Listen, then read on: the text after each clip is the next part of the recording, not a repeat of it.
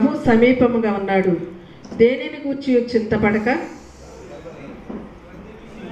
ప్రార్థనా విజ్ఞాపనలతో కృతజ్ఞత పూర్వకముగా మన విన్నపములు దేవునికి తెలియజేస్తే అప్పుడు సమస్త జ్ఞానమునకు మించిన దేవుని సమాధానము యేసు క్రీస్తు వలన మన హృదయములకు మన తలంపులకు కావలి ఉండునుగాక. ఆమె చెప్పండి. సమాధానం కావాల్సిన వాళ్ళందరూ ఆమె చెప్పుదాం. ఆమె. ఇర్మియా గ్రంథము 9వ అధ్యాయము 23-24 వచనాలు. యెహోవా ఇలాగ సెలవిచ్చుచున్నాడు, జ్ఞాని తన జ్ఞానం బట్టి, శూరుడు తన శౌర్యమును బట్టి అతిశయింపక, ఐశ్వర్యవంతుడు తన ఐశ్వర్యమును బట్టి అతిశయింపక, అతిశయించువాడు దేనిని బట్టి అతిశయింపవలనగా భూమి మీద కృప చూపుచు నీతి న్యాయములు జరిగించుచున్న యెహోవాను నేనే అని పరిశీలించి నన్ను పరిశీలనగా తెలుసుకుంటాను బట్టి అతిశయింపవలెను. అట్టి వాటి యందు నేను ఆనందించువాడనై ఉన్నాను. ఆమేన్.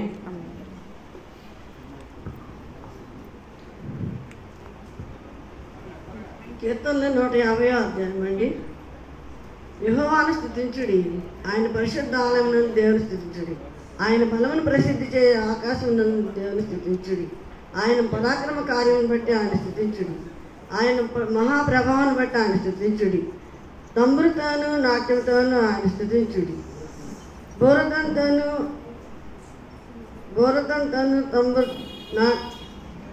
తంతివాద్యములతోనూ ఆయనకు స్తుతించుడి. మ్రోగుతాళములతోనూ ఆయన స్తుతించుడి. గంభీర ధ్వని గల తాళములతోనూ ఆయన స్తుతించుడి. సకల ప్రాణులు యెహోవాను స్తుతించుడు గాక. ఆమేన్. కీర్తనలు 1వ అధ్యాయం. దుష్టుల ఆలోచన చెప్ప నడవక, పాపుల మార్గంలో నిలవక, అపహాసకులు కూర్చున్న చోటన కూర్చుండక, యెహోవా ధర్మశాస్త్రమును ధ్యానించేవాడు ధన్యుడు. దివారాత్మను ధ్యానించేవాడు ధన్యుడు. అతడు నీటి కాలంలో నాటబడినదై ఆకువాడ తన కాలమందు ఫలమిచ్చి చెట్టు వలె నిండును. దుష్టులు అలాగ నుండక గాలి చెదరగొట్టు పట్టి వలె నిండును. అతడు చేయనదంతా సఫలమగును. కాబట్టి న్యాయమంతులో నీతిమంతులను న్యాయమంతులో దుష్టులను, నీతిమంతుల సభలో పాపులను నిలవరు. నీతిమంతుల మార్గము యెహోవాకు తెలియను, దుష్టుల మార్గము నాశనం వరకు నడిపించింది. ఇంతటితో దేవుని వాక్యం. 65వ కీర్తన 1వ వచనం 2వ వచనం. దేవా, సివియర్లో మౌనంగా ఉండటానికి కృతజ్ఞత. దేవా, సివియర్లో మౌనంగా ఉండటానికి నీకు స్తుతి చెల్లించుటే. ప్రార్థన ఆలకించేవాడ సర్వశరీర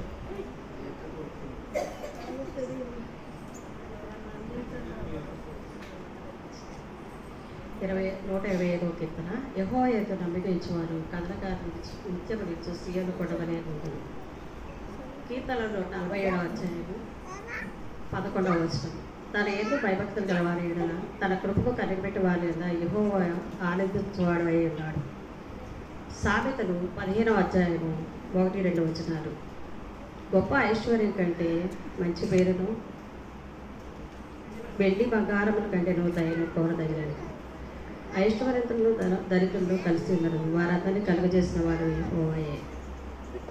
సామెతలు 22వ అధ్యాయము 1-3 వచనాలు. మృదుమైన మాట క్రోధమును చల్లార్చును, ఒప్పించు మాట కోపమును రేపును. జ్ఞానం నాలుక మనోహరమైన జ్ఞానాంశములు పలుకును, బుద్ధిహీన నాలుక మూఢవాక్యములను కృమ్మరించును. యెహోవా కన్నులు ప్రతి స్థలం మీద నుండను, అవి చెడ్డవారిని మంచివారిని చూచును. 91వ కీర్తన. మహోన్నతుని చాటు నివసించేవాడు, సర్వశక్తి నీడను విశ్రమించేవాడు. ఆయనే నాకు ఆశ్రయం, నా కోట, నేను నమ్ముకున్న నా దేవుడని నేను యెహోవాను గురించి చెప్పుచున్నాను. వేటగాని ఊరిలో నుండి ఆయన నన్ను విడిపించును, నాశనకరమైన తెగులు రాకుండా నన్ను రక్షించాను. ఆయన తన రెక్కలతో నన్ను కప్పును, తన రెక్కల కింద నాకు ఆశ్రయం కలుగును. ఆయన సత్యము కేడమును డాలునై ఉన్నది.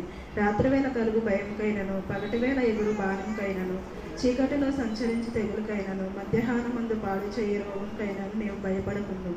నీ ప్రక్కన 1000 మంది పడినను, నీ కుడి ప్రక్కన 10,000 మంది కూలినను అపాయం నీ యొద్దకు రాదు. నీవు కనులారా చూచుండగా భక్తిహీనులకు ప్రతిఫలం కలుగును.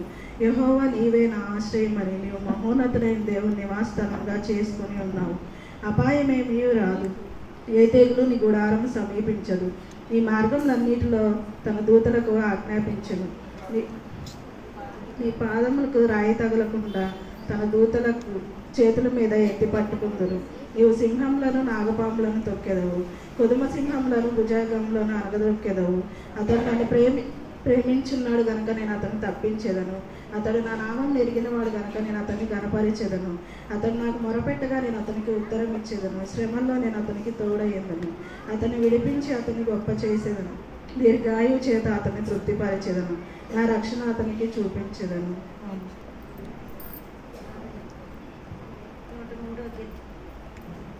103వ కీర్తన 1వ వచనం 2వ వచనం. నా ప్రాణమా యెహోవాను సన్నతించుము, నా అంతరంగమున సమస్తమా ఆయన పరిశుద్ధ నామమును సన్నతించుము. నా ప్రాణమా యెహోవాను సన్నతించుము, ఆయన చేసిన ఉపకారములు దేవుని. అపోస్తలుడైన పౌలు తిమోతికి రాసిన పత్రిక 2వ తిమోతికి రాసిన పత్రిక 4వ అధ్యాయం 8వ వచనం. ఇక మీదట నీతి కిరీటం నా కొరకు ఉంచబడి ఉన్నది. ఆ దినమందు నీతి గల న్యాయాధిపతి అయిన ప్రభు అది నాకు మాత్రమే కాకుండా తన ప్రత్యక్షతను అపేక్షించి వారికి అందరికీ అనుగ్రహించబడింది. 2వ కొరింథీయులకు రాసిన పత్రిక 9వ అధ్యాయం 8వ వచనం. మరి అన్నిటి యందు ఎల్లప్పుడు మీలో మీరు సర్వ సమృద్ధి గలవారై ఉత్తమమైన ప్రతి కార్యము చేయటకు దేవుడు మీ ఎడల సమస్త విధమైన కృపను విస్తరింప చేయగలడు. ఆమేన్. యెషయా గ్రంథం 44వ అధ్యాయం 3వ వచనం. నేను దప్పిగలవాని మీద నీళ్లను ఎండిన భూమి మీద ప్రవాహ జలమును కుమ్మరిస్తాను. మీ సంతతి మీద నా ఆత్మను కుమ్మరిస్తాను. మీ పుట్టిన వారిని నేను ఆశీర్వదిస్తాను. తిమోతికి రాసిన పత్రిక 2వ తిమోతి రాసిన పత్రిక 1వ అధ్యాయం 7వ వచనం. దేవుడు మనకు శక్తియు ప్రేమయు ఇంద్రియ నిగ్రహం గల ఆత్మనిచ్చిన కానీ పిరికితనం గల ఆత్మని ఇయ్యలేదు. కొరింథీయులకు రాసిన 2వ పత్రిక ప్రభువైన యేసుక్రీస్తు కృపయు దేవుని ప్రేమయు సమాధానము మనందరికీ తోడై ఇండునుగాక. ఆమేన్. ముందుగా దేవుని నామానికి వందనాలండి. ఈ అవకాశం ఇచ్చిన అయ్యగారికి అలాగే అమ్మగారికి వందనాలు. కూడి ఉన్న మీ అందరికీ కూడా నా వందనాలు. చిన్నపిల్లల్లాగా ఏంటి వాక్యాలు చెప్తున్నారు అని అనుకుంటారు, కానీ మన శరీరానికి ఆహారం ఏ విధంగా అవసరమో మన ఆత్మీయ జీవితానికి కూడా ఈ వాక్యాలు అవసరమని మన పాస్టర్ గారు మా అందరికీ వాక్యాలు నేర్పించారండి. నేను చెప్పబోయే వాక్యం వచ్చేసి ఈరోజు ఉత్తర ప్రత్యుత్తరాలుగా చదివిన 132వ కీర్తనలో 1 నుండి 18 వచనాలు చెప్తున్నానండి. దావీదు గారి యాత్ర కీర్తన ఇది. యెహోవా దావీదుకు కలిగిన బాధలన్నిటినీ అతని పక్షమున జ్ఞాపకం చేసుకునుము. అతడు యెహోవాకు ప్రమాణపూర్వకంగా మాట ఇచ్చి యాకోబు యొక్క బలిష్ఠునికి మొక్కుబళ్ళు చేసెను.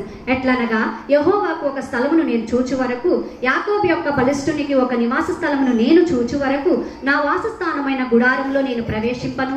నా పరుండు మంచం మీదకి నేనెక్కను. నా కనులకు నిద్ర రానియను, నా కనురెప్పలకు కునుకుపాటు రానియను. అది ఎఫ్రాతోలో ఉన్నదని మేము వింటిమి. యాయిరు పొలములో అది దొరుకును. ఆయన నివాస స్థలమునకు పోదాము రండి. ఆయన పాదపీఠం ఎదుట సాగిలపడదాము రండి. యెహోవా లెమ్ము, నీ బలసూచకమైన మందసముతో కూడా రమ్ము. నీ విశ్రాంతి స్థలములో ప్రవేశింపుము. నీ యాజకులు నీతిని వస్త్రముగా ధరించుకుందురుగాక.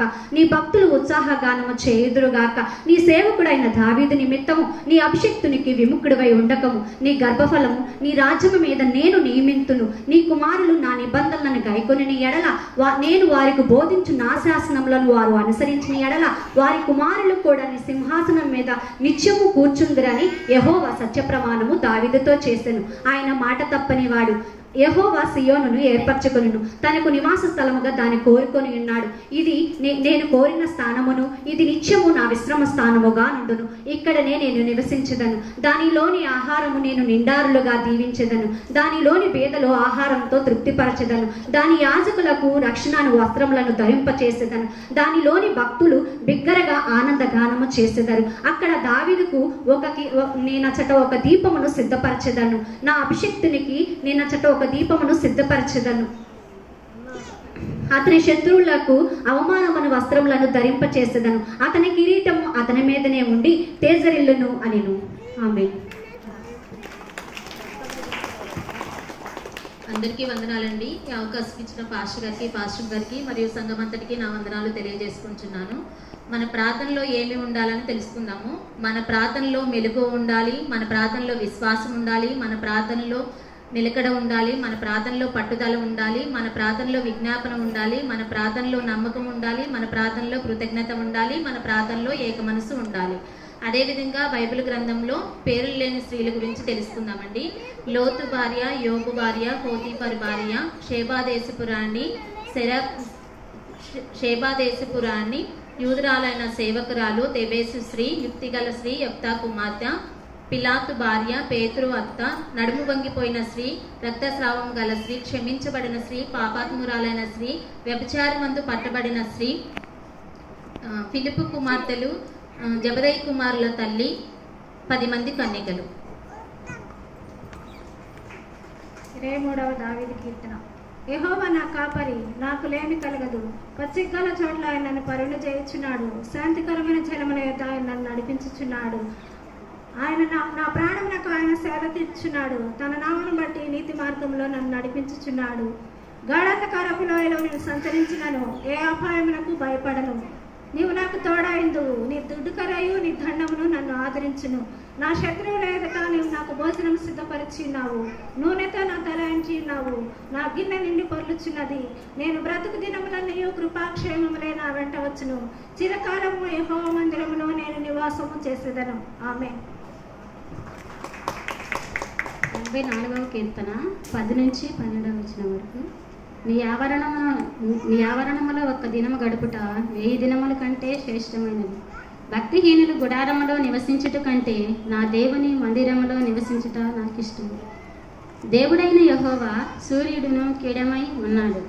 యెహోవా కృపయు ఘనతయు అనుగ్రహించును. యథార్థంగా ప్రవర్తించు వారికి ఆయన ఏ మేలు చేయను, చేయక మానడు. సైన్యములకు అధిపతి అయిన యెహోవా నీ యందు నమ్మిక ఉంచువారు ధన్యులు.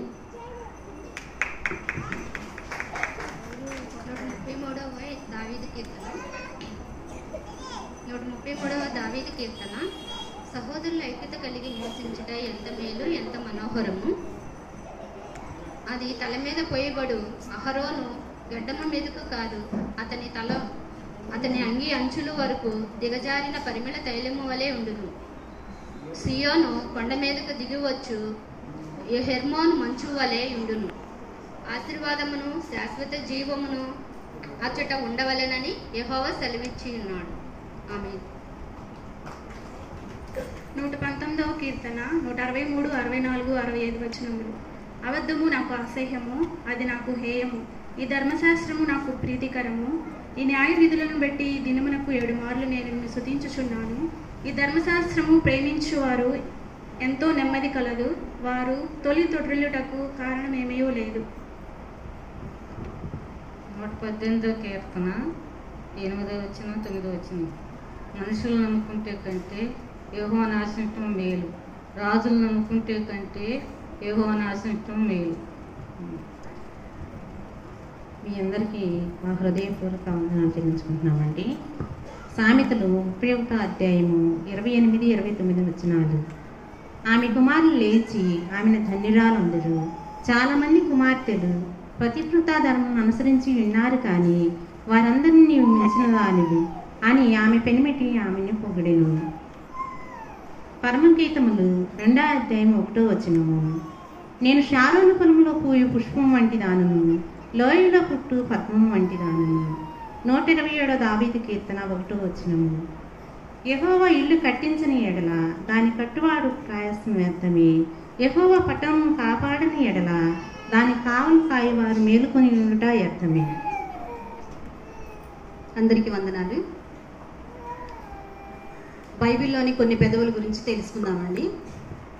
ఆధ్యాత్మికతను పెంచే పెదవులు, మొరక్కుకునే పెదవులు, మొరపెట్టే పెదవులు, స్తుతిని ప్రచురపరిచే పెదవులు, ప్రార్థించే పెదవులు, భద్రపరచబడిన పెదవులు, పవిత్రపరచబడిన పెదవులు, ఉత్సాహధ్వని చేయు పెదవులు, అపాయకరమైన పెదవులు, ఇచ్చుకములాడు పెదవులు, సర్ప విషమున్న పెదవులు. విషంతో నిండబడిన బంగారు పాత్ర కన్నా తేనెతో నింపబడిన మట్టి పాత్ర మిన్న. ఎందుకంటే వాక్యము తేనెతో పోల్చబడింది కనుక. సబ్బును చూస్తే మురికిపోదు, ఆ సబ్బుతో స్నానం చేస్తేనే మురికిపోతుంది. సిలువను చూస్తే పాపం పోదు, ఆ సిలువలో యేసయ్య కార్చిన రక్తం ద్వారా మనం కడుగబడితేనే మన పాపం పోతుంది, రక్షణ వస్తుంది. అప్పుడు దేవుడు తన పిల్లలకు మంచి బహుమతులు ఇస్తారు. అది ఒకటి క్రొత్త పేరు, క్రొత్త జీవితము, క్రొత్త ప్రారంభము.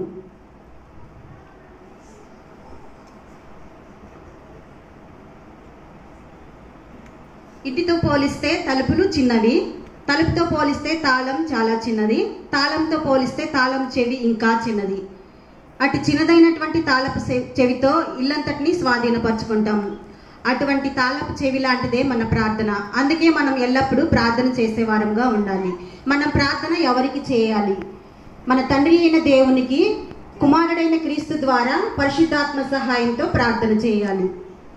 దేవుడు ఎవరి ప్రార్థన వింటారు? దేవుని నమ్మిన వారి ప్రార్థన వింటారు, దేవుని యందు భక్తి గల వారి ప్రార్థన వింటారు, దేవుని నమ్మాలని ఆశ గల వారి ప్రార్థన వింటారు, యథార్థవంతుల ప్రార్థన వింటారు, నీతిమంతుల ప్రార్థన వింటారు. దేవుడు ఎవరి ప్రార్థన వినరు. దుష్క్రియలు చేయవారి ప్రార్థన వినరు, వాక్యం వినకుండా ప్రార్థన చేసేవారి ప్రార్థన వినరు, పాపం చేయవారి ప్రార్థన వినరు, దేవుని వాక్యం నమ్మని వారు చేసే ప్రార్థన వినరు. కాబట్టి మనమందరం కూడా దేవుని వాక్యం విని దుష్క్రియలు విడిచి పాపం మాని ప్రార్థించినప్పుడు మనం చేసే ప్రార్థన దేవుని సన్నిధికి ఒక మార్గం గుండా వెళితే దేవుని యొక్క సమాధానాలు దేవుని సన్నిధి నుండి అనేక మార్గాల నుండి మన యొద్దకు వచ్చి మనల్ని విజయోత్సవంతో ఎల్లప్పుడూ నడిపిస్తూ ఉంటాయి. కాబట్టి ఈ ప్రార్థన ఎంతో ప్రాముఖ్యమైనది, బలమైనది. ఆమేన్. కన్నులు ఎత్తుచున్నాను, నాకు సహాయం ఎక్కడి నుండి వచ్చును? యెహోవా వల్లనే నాకు సహాయం కలుగును. ఆయన భూమి ఆకాశములను సృష్టించిన వాడు. నీ పాదము తొట్టిల్లనియడు, నిన్ను కాపాడువాడు కునుకడు. ఇశ్రాయేలును కాపాడువాడు కునుకడు, నిద్రపోడు. యెహోవాయే నిన్ను కాపాడువాడు. నీ కుడి ప్రక్కన యెహోవా నీకు నీడగా ఉండును. పగలి ఎండ దెబ్బ అయినా నీకు తగలదు, రాత్రి వెన్నెల దెబ్బ అయినా నీకు తగలదు. ఏ అపాయం రాకుండా యెహోవా నిన్ను కాపాడును. ఇశ్రాయేలు ఆయన నీ ప్రాణంను కాపాడును. ఇది మొదలుకొని నిరంతరము నీ రాకపోకలందు యెహోవా నిన్ను కాపాడును. మీ అందరికీ నా వందనాలండి. ఈ అవకాశం ఇచ్చిన పాస్టర్ గారికి నా వందనాలు. కీర్తనలు 15.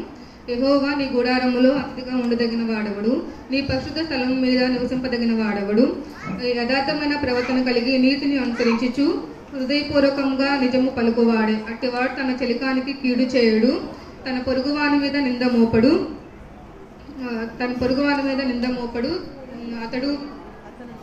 అతని దృష్టికి నీచమైనను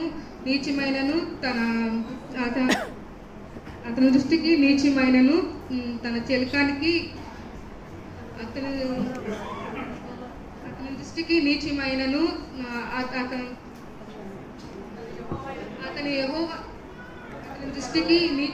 అతని దృష్టికి అతడు యెహోవా యందు భయభక్తులు గలవారిని సన్మానించును. అతను ప్రమాణము చేయగా తన నిరపరాధిని చెరుపుటకై లంచము పుచ్చుకొనడు, తన ద్రవ్యము వడ్డీకియడు. ఈ ప్రకారం నడుచువాడు అన్నడను కదల్చబడడు.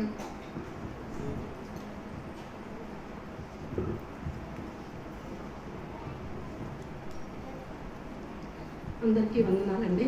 గత కొన్ని రోజుల నుండి నాకు ఫీవర్ వచ్చింది. అయినప్పటికీ యొక్క ఉమెన్స్ డేలో కంపల్సరీ నేను పార్టిసిపేట్ చేయాలి అనేటువంటి ఉద్దేశంతో నేర్చుకున్నాను. యాత్ర కీర్తన 128వ కీర్తన. యెహోవా యందు భయభక్తులు కలిగి ఉండు, ఆయన త్రోవలందు నడుచువాడందరూ ధన్యుడు. నిశ్చయంగా నీ చేతులను కష్టార్జితను అనుభవించడం, నీ భోజన నీవు ధన్యుడు.